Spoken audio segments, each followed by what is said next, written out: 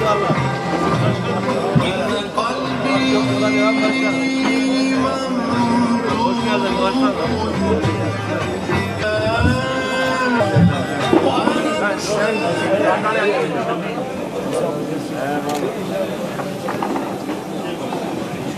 Hoş geldin.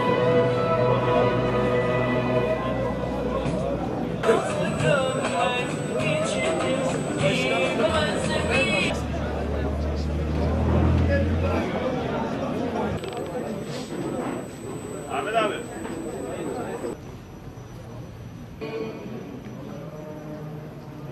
Gelişen Türkiye'de de, ülkemizde de nüfusun artışına bağlı olarak ülkemizin refah düzeyinin artışıyla birlikte de gıdaya ihtiyaç önemli artmıştır.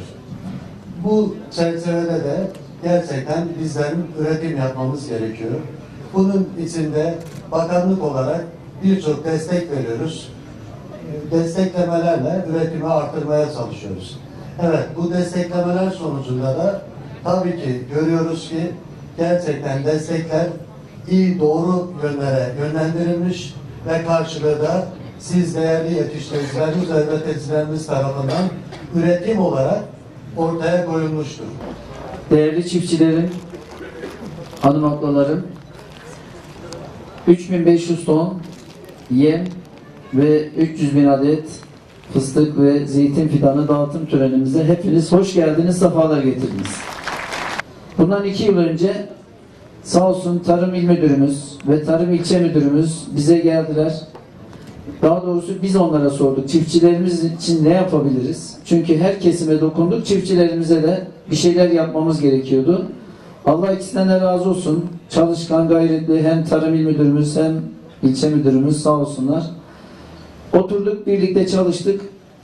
Dedik ki sertifikalı buğday tohumu verelim. Tarım İşletmeleri Genel Müdürlüğümüzün hem zararlılara dayanıklı hem verim artışı sağlayan buğday tohumunu dağıttık. Sonra çiftçilerimiz bize dedi ki başkanım tohumu verdin de ektik, buna gübre de lazım. Canınız sağ olsun dedik. 2000 ton da gübre verdik. Sonra hayvan yetiştiricilerimiz yem talebinde bulundular. Onlara da 3500 ton hayvan yemi dağıttık. Sonrasında zeytin elbette önemli. O da stratejik. Hem sağlığımız açısından hem ülkemiz açısından. Kur'an-ı Kerim'de de geçiyor. Biraz önce hocamız okurken o ayeti de okudu. 600.000 tane zeytin fidanı dağıttık. Bu yıl yine 2000 ton arpa ve buğday, 2000 ton gübre. Artık çiftçilerimiz dedi ki bunlar cepte. Her yıl bunu istiyoruz. Öyle değil mi? Biz de baş üstüne dedik. Arpa ve buğdayı ve gübreyi dağıttık. Şimdi köyleri geziyoruz. Seçim çalışmaları var. Çiftçiler dedi ki yemimizi unuttun başkan. Bu sene yem vermediniz. Baktık hakikaten yem ihtiyacı da var. Baş üstüne dedik. Hemen anlaşmamızı yaptık. Türkiye'nin benim bildiğim en kaliteli yemini. Çünkü çiftçilerimize sordum. Dedim ki dağıttığımız yem nasıldı? 10 numara dediler. Hem süt yağlandı hem de hayvanlarımızı iyi besliyor. Aynısından istiyoruz dediler. Biz de aynısından, üzerinde de yazıyor, biraz önce baktım, birinci yem yazıyor. En kaliteli yemi getirdik. İnşallah bugünden itibaren dağıtıma başlıyoruz. Dağıtımlarımızı da gelin şehir merkezinden alın demiyoruz. Çiftçimizin ayağına getiriyoruz. Getiriyoruz bir 5-10 köyün ortasına, oradan hemen çiftçilerimize dağıtımı gerçekleştiriyoruz. 3500 ton yemimizi dağıtıyoruz. Ve yine geçen yıl alamayan, zeytin fidanı alamayanlara zeytin, yine fıstık talep olanlara da fıstık fidanı dağıtıyoruz.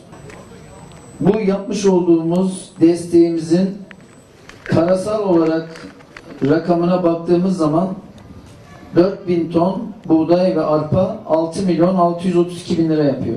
4000 ton gübre 7.840.000 TL.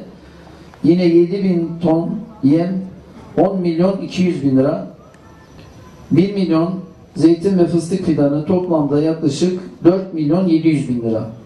Baktığımız zaman 29 milyon 372 bin TL. Yani eski parayla 29 trilyon, yaklaşık 30. Bunun 17 milyon 26 bin lirası belediyemiz tarafından karşılandı. 12 milyon 300 bin lirası da çiftçilerimiz tarafından karşılandı. Çiftçilerimize helal hoş olsun diyoruz. Allah ürünlerini bereketli kılsın.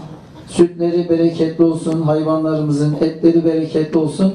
Hem çiftçimiz hem ülkemiz kazansın diyorum. Hepinize teşekkür ediyorum. Hepinize saygılar sunuyorum.